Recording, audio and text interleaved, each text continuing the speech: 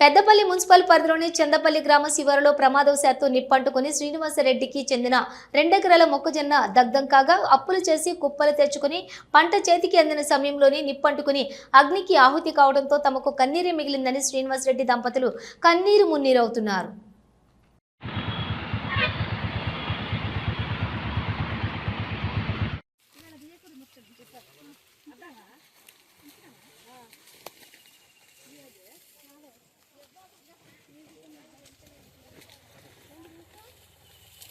వ్యాపారాలు మండలు పట్టుకొని ఆర్పినాం.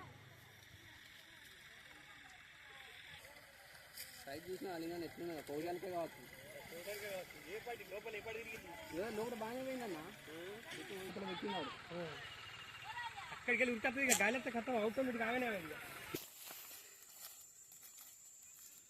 ఎకరం పెట్టుబడతాం భారీగా అన్న. కలకట్ట కట్టి ఆర్పినాం కదా అన్న, దగ్గర గట్టి రానియలే. మొత్తం నీలపాలు అయిపోయింది.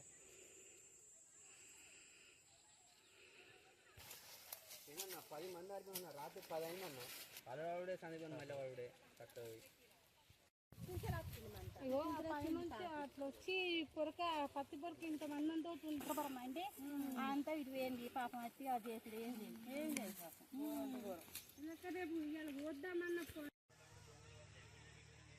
శ్రీనివాసరెడ్డి అన్న, ఇట్లా మాది చందపల్లి గాంధీనగర్ శివారులో చేంజ్ చేస్తున్నా, కౌలుకి చేస్తున్నా. 3 ఎకరాల మక్క వేసిన. ఇది అనుకోకుండా పైనుంచి వెళ్ళి మంట వచ్చింది. ఈ వచ్చినతోనే నా 3 ఎకరాల మక్క మొత్తం కాలిపోయింది.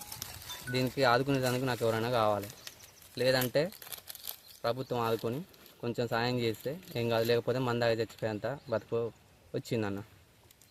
ఇట్లా మాడిపోయినాయి కంకులు చేనుగు. ఇది ఉపాదేవి, ఈ చేంజ్ చేసే భార్య. నేను పైనుంచి మంటలు ఎవరు పెట్టిందో తెలియదు, అది వచ్చింది. వచ్చి మా మక్క పెరడు మొత్తం అంటుకున్నది. టయానికి ఎవరో ఒకటి చెప్పినా కానీ మేము దూరంలో ఉన్నాం. వచ్చే వరకు అది అనేది కాలిపోయింది. ఇక మేము ఏం చేయలేకపోతున్నాం. ఎవరు పెట్టిరా అన్నది బయట పడట్లేదు. మరి ఎవరు ఆదుకుంటారు, మరి గవర్నమెంట్ ఆదుకుంటారా, మరి ఎట్లా మా పరిస్థితి? 4 నెలల నుంచి కష్టపడ్డ పొలము ఇట్లా అయ్యింది. మరి ఎవరు ఆదుకుంటారో మాకు అనేది ముందుకు రావాలి. గవర్నమెంట్ మరి ఎవరు అనేది రావాలి. ఇదే కోరుకుంటున్నాం. మీరు మాకేమన్నీ అప్పులు చేసుకుని బతుకుతున్నారు. రైతు బతుకంటేనే అప్పు. మీకు తెలియదేముంది, మా పంట పై అయితే నాశనం అయింది. ఇట్లా జరిగింది. కైకిలోళ్ళని పెట్టి ఏడిపించినా ఈ కంకులు ఎవరు కొనేటట్లేరు. మరి ఎవరు ఆదుకుంటారో ముందుకు వచ్చి ఆదుకోవాలి. మీకు మనవి.